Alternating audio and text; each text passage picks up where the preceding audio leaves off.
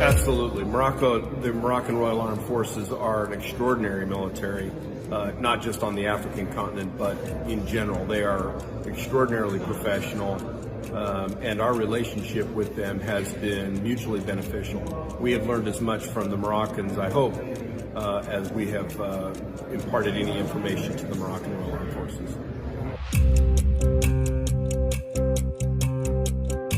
I think the Moroccan Royal Armed Forces is actually one of the most modern armies and air forces and navies within the world, outside of just here in the Maghreb or in Africa. So, and certainly we try to provide as much assistance and support to that process of upgrading their systems, upgrading their operations as we possibly can.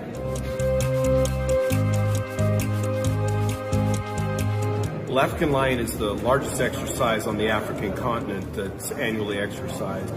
And certainly what that provides both Morocco as well as the United States is an opportunity to exercise here on the continent of Africa with many nations and to develop relationships, to develop cooperation, and to learn operationally from each other. What also I think it provides is it allows the Moroccan Royal Armed Forces to exercise their leadership both in the Maghreb, on the continent of Africa, as well as within this region of the world. And they certainly are an exporter of peace and security across this region. The Utah National Guard has had a relationship with the Royal Armed Forces of Morocco since 2003.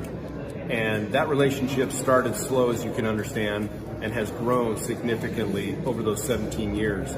That eventually we have culminated with, prior to the pandemic, of approximately 35 different engagements per year. That has run the gamut from our air forces to our special operations forces, our field artillery, our engineers, and even our domestic emergency operations capability have been exercised between the two nations.